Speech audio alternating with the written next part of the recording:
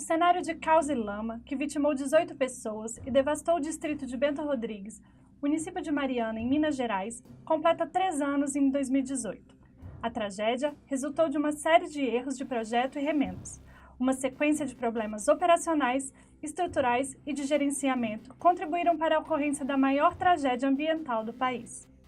Na edição da PCF em Pauta de hoje, vou conversar com o perito criminal federal Marcos Vinícius de Oliveira Andrade, que foi responsável por coordenar o trabalho da equipe de peritos na época do acidente. Marcos, conta para mim, como que foi o trabalho da perícia nesse caso? Quando que a Perícia Criminal Federal foi acionada? Oi, Daniele. A gente entrou um pouquinho depois do evento, né?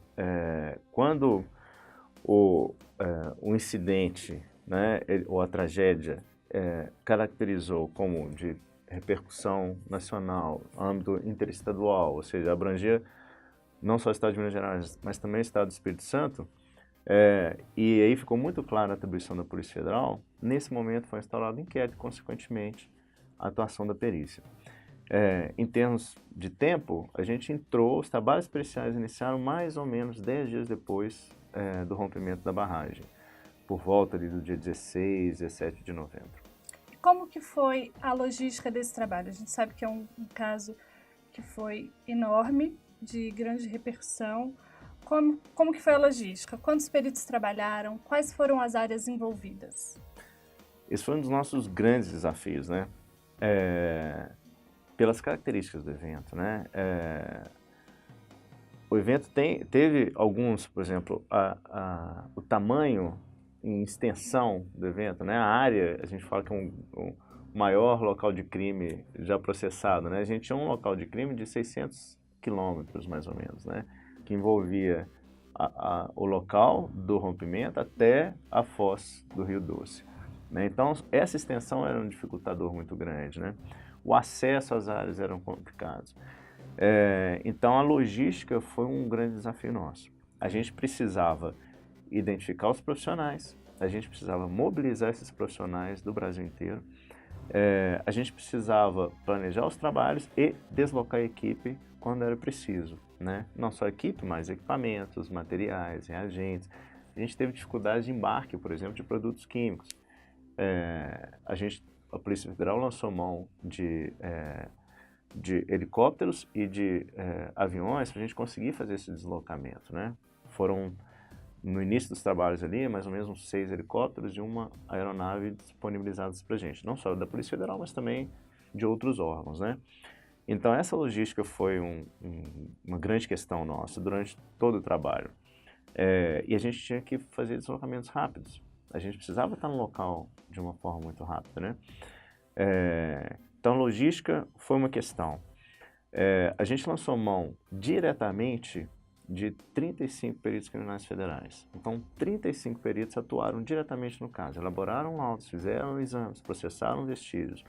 Fora toda a equipe de apoio, né? Toda a coordenação, né? Os peritos que, de certa forma, trabalharam indiretamente no caso também. Então, esse número facilmente dobra. Né? Então, a gente pode falar que a gente teve mais ou menos 60 peritos trabalhando no caso durante 6, 7, 8 meses.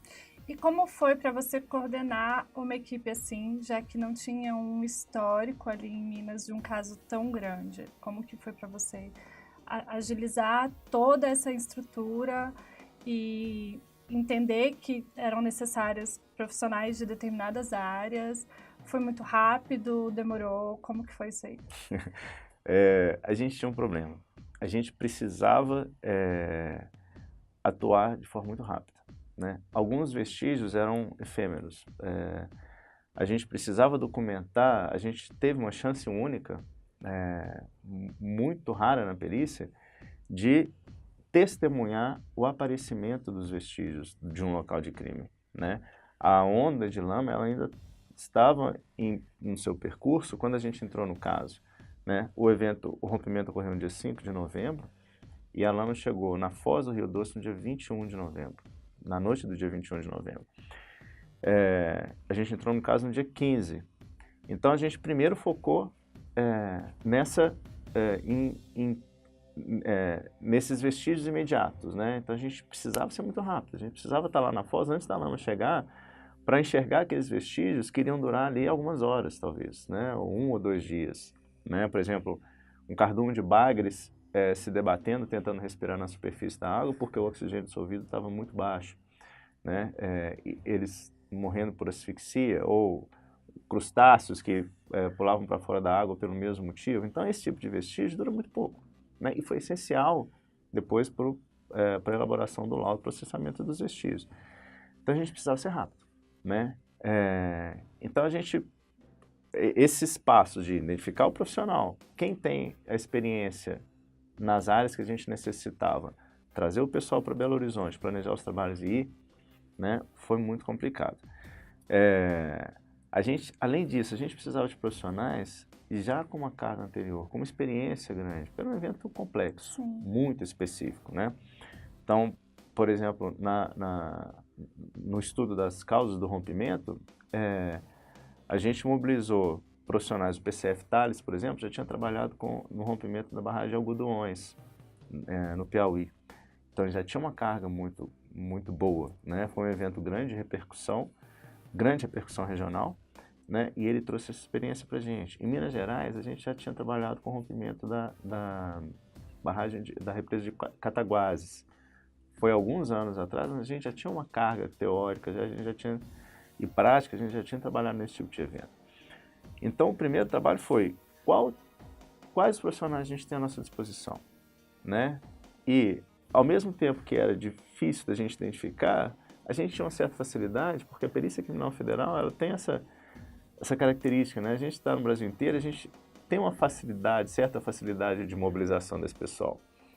E isso a gente contou com uma ajuda muito grande, tanto da Diretoria Técnico-Científica, quanto da Superintendência Regional de Minas Gerais, para identificar esses profissionais, trazer, colocar eles trabalhando e prover os meios necessários para esse tipo de trabalho. Então isso foi complicado, mas a gente de certa forma foi até menos complicado do que a gente esperava. Eram muitas áreas envolvidas ali, muitos profissionais divergentes, ali trabalhando no mesmo foco, que era trazer respostas para o que tinha acontecido com o rompimento e as consequências desse rompimento. Como que foi o trabalho de vocês ali? Vocês trabalharam de forma segmentada ou foi necessário juntar todo mundo e todo mundo colaborar de uma forma conjunta? Como que funcionou? Foi um paradigma que a gente precisou quebrar. A gente é muito acostumado, até pela nossa rotina, pela natureza do nosso trabalho cotidiano, de fragmentar os exames. Não é uma forma simplificada de trabalhar, né? Então, chega um exame no CETEC, a gente direciona para um grupo específico. Esse trabalho é de laboratório, esse trabalho é de meio ambiente, do pessoal do meio ambiente, da engenharia.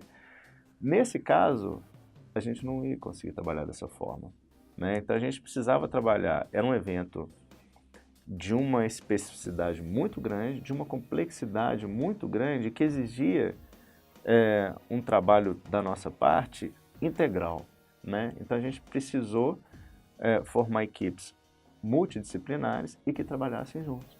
Então a gente teve profissionais tão distintos quanto médicos veterinários, biólogos, engenheiros civis, geólogos, engenheiros de minas, farmacêuticos e outros, trabalhando de forma integrada. Cada um trazia a sua contribuição, a sua carga de conhecimento para aquele trabalho e depois a gente precisava fazer essa costura, né? Dentro do dia a dia do trabalho, né?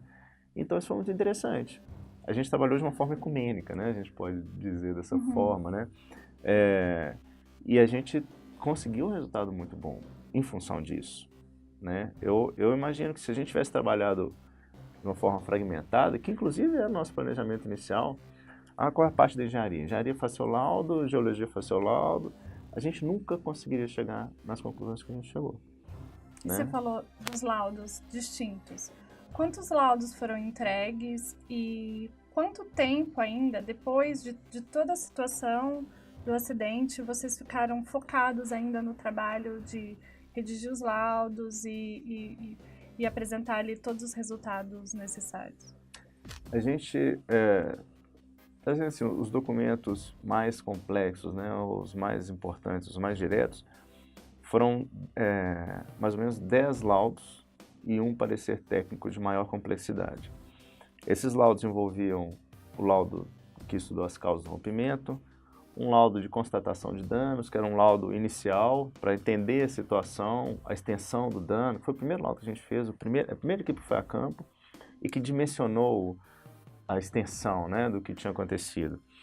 Laudos específicos como dano à flora, dano à fauna, laudo de poluição, laudos de equipamentos, como o piezômetro, laudos de informática, que foi um laudo bastante decisivo, foi o laudo.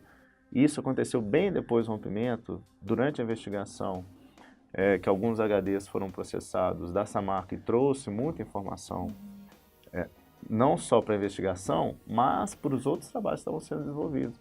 Eu lembro que a engenharia enriqueceu muito o trabalho dele em função do que a informática conseguiu recuperar de dados da informática.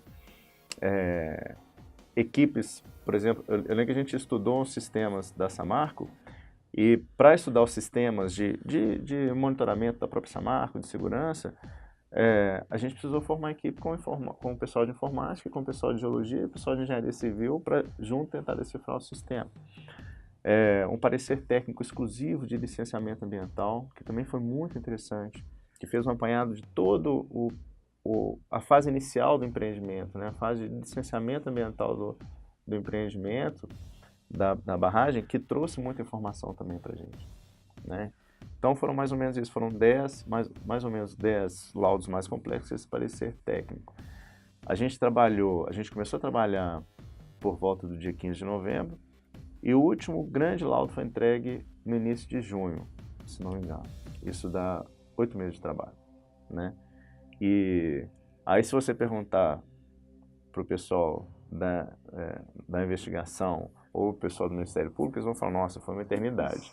Se você perguntar para os peritos que trabalharam, falam, nossa, a gente precisava de muito mais tempo, né? Então a gente precisou trabalhar muito com isso, né? Era um evento que trouxe um clamor muito grande da sociedade como um todo, né? Teve repercussão mundial, a mídia toda estava em cima, né? Os atores envolvidos queriam dar resultado muito rápido. O Ministério Público Federal queria oferecer denúncia, o delegado queria logo relatar o inquérito. Era um movimento muito grande em torno disso. E, ao mesmo tempo, a gente precisava preservar a técnica para poder oferecer o melhor resultado, né? Então, foram 8 meses de muito trabalho, muito equilíbrio, tentando alinhar todos os laudos, mas acho que a gente conseguiu oferecer um resultado bom, reconhecido, consistente, que hoje é referência para todo mundo que continua, né, estudando o assunto e tentando trazer outros resultados. A gente falou de um caso que, além das vítimas, né, ele tem teve um clamor muito grande da sociedade, aguardando respostas ali, a imprensa, e a gente percebe danos muito visíveis ali, principalmente ao meio ambiente. O que a gente pode mensurar desses danos? Assim, em algum momento essas consequências vão cessar e a gente volta ao retorno, a um equilíbrio, de repente, ali naquela área? Você pergunta que não quer calar, né? É pergunta obrigatória, e não tem jeito, a gente precisa correr atrás dessa resposta, né? O nosso trabalho, ele trouxe uma fotografia imediata do acontecimento. E eu acho que trouxe uma fotografia muito fiel do que realmente aconteceu, sem maquiagens. A gente conseguiu caracterizar as causas do rompimento de uma forma muito consistente, traçando todo o histórico do empreendimento, os vícios de construção, os vícios de monitoramento, as falhas de segurança, todo o processo que levou ao rompimento. Isso está muito bem documentado no laudo. E que provocou diretamente os danos ambientais que a gente viu. Os laudos, a gente trouxe resultados muito concretos da extensão desses danos na época. Então a gente conseguiu determinar, por exemplo, a extensão do dano à flora, que aconteceu principalmente a flora terrestre, né? Principalmente até a barragem de Candonga, que é o local onde houve extravasamento da lama. Então ali houve uma destruição muito grande da vegetação ciliar ao rio, né? A gente estimou, por exemplo, que cerca de 11 milhões de metros quadrados de área de vegetação foram destruídos. Desses 11 milhões, 7 milhões e 700 mil aproximadamente aconteceram em APP, Área de Preservação Permanente. Isso é um dado, um dano, né? Um dado muito claro do que aconteceu. Com relação, por exemplo, ao dano à fauna, a gente conseguiu traçar o nexo causal do rompimento com o que a gente observou. Por exemplo, peixes que morreram por asfixia devido ao baixo nível de oxigênio dissolvido na água, ou uma mortandade de aves marinhas devido à desnutrição, porque a turbidez da água estava tão grande que ela não conseguia pescar. Então, esse nexo causal, esse dano ambiental, a gente conseguiu traçar. A poluição, a gente tem uma fotografia muito clara do que aconteceu em termos de poluição. Altos níveis de metais detectados na água, altíssimos níveis de turbidez. A gente chegou, por exemplo, num município chamado Cachoeira dos Óculos, no nível de turbidez de 822 mil NTUs. O máximo permitido é de 100. E eram muito comuns níveis de 400 mil, 500 mil ao longo de todo o leito do rio. E todos os efeitos em função disso, né? Então, a gente trouxe essa fotografia muito clara. E a gente já chamava a atenção. Um outro dado que eu não posso deixar de falar é o estudo que a gente fez no ecossistema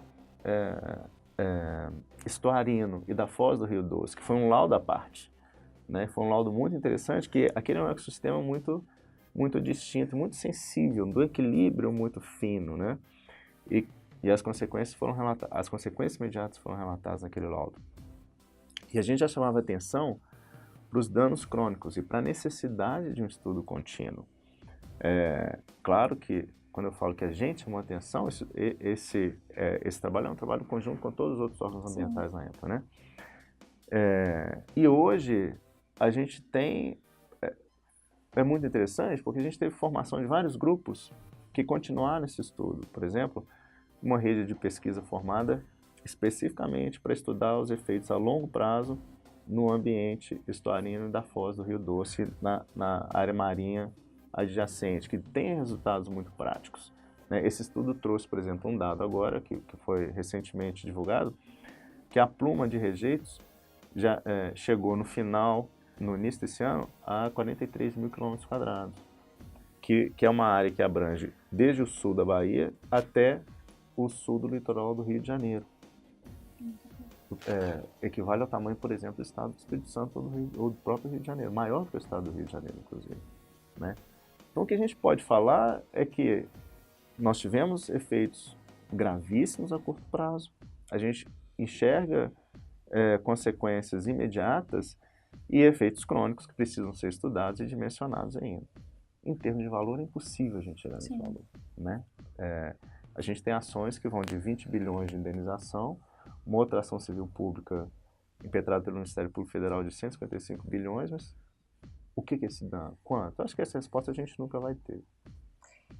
3 anos após a tragédia, o que a perícia criminal federal leva como um legado desse trabalho que foi realmente enorme e precisou de uma dinâmica e um esforço enorme de vocês? O que o CETEC, Minas Gerais, ganha e o que a Perícia Federal ganha com esse trabalho? A gente teve vários ganhos, né, diretos e indiretos. Nós temos hoje, por exemplo, uma equipe formada, né? A gente tem conhecimento, a gente consegue identificar os profissionais que dão conta desse recado de uma forma muito rápida, nas diversas áreas envolvidas. Tomara que não aconteça, né? Se acontecer um evento desse tipo hoje, a gente sabe exatamente quem chamar. E a gente chama esses profissionais, agrega outros e o grupo cresce, né? Então, a gente desenvolveu um conhecimento interno muito grande, principalmente na área de engenharia civil, na área de geologia, na parte ambiental também de poluição. Isso foi muito interessante, muito interessante. Eu acho que a perícia ganhou muito também em reconhecimento. Esse foi um trabalho muito grande, que teve uma uma repercussão no mundo inteiro, né? O laudo, principalmente o laudo de engenharia, ele foi contestado pelas maiores consultorias do mundo na área, né? Contratadas pela Samarco, pela BHP e pela Vale. Todas as consultorias foram unânimes em fechar com o laudo. Não, é exatamente isso que aconteceu. E não foram conclusões muito rasas. O laudo foi muito enfático no que aconteceu e apontando responsabilidades, inclusive. E todo mundo foi unânime com relação a isso. Então a perícia ganha em projeção, né? Em reconhecimento. A perícia, nessa área hoje, acho que a Perícia Criminal Federal é muito reconhecida em sua competência, né? Tanto que vários congressos e conferências, os peritos são chamados para palestrar e colocar a questão como foi feito o trabalho, né? E isso foi muito interessante, né? Acho que até expandindo um pouco além da perícia, em termos de país foi muito interessante, porque a gente passou a discutir o tema, Sim. né? Apesar de a gente não ter um resultado prático hoje, né? Pelo menos do que a gente queria, né? Como cidadão, mas o país passou a discutir isso. O país sabe, hoje a gente sabe, por exemplo, que logo depois, eu lembro que imediatamente depois começou um movimento muito grande de levantamento de barragens, situação de cada barragem, se era estável, se não era estável, né?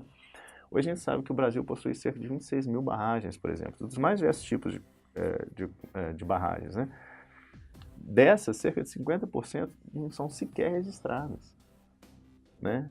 E isso são dados oficiais. Imagino que o que a gente ainda não conhece, né? O Brasil hoje discute o modelo construtivo das barragens, coisa que a gente não discutia antes. E o modelo construtivo que foi utilizado na Samarco era o que dava maior risco de rompimento. Isso já se sabia há muito tempo, né? Desde em 2001, o Conselho Internacional de Barragens publicou um estudo de barragens no mundo inteiro e concluiu que esse tipo era o mais arriscado e que as causas de rompimento desse tipo de barragem eram exatamente as causas que a gente observou na Samarco. Isso já é antigo no mundo, mas o Brasil passou a discutir, né? E isso para mim é um ganho. É uma fotografia feia, é um quadro ruim de se ver, mas é melhor ver do que não ver, né? Então pelo menos a gente olha, entende a situação e o que a gente pode fazer a partir daqui. Marcos, eu agradeço pela conversa, agradeço pela participação. Muito obrigado, Eliane.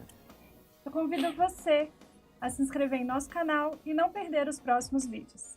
Até logo!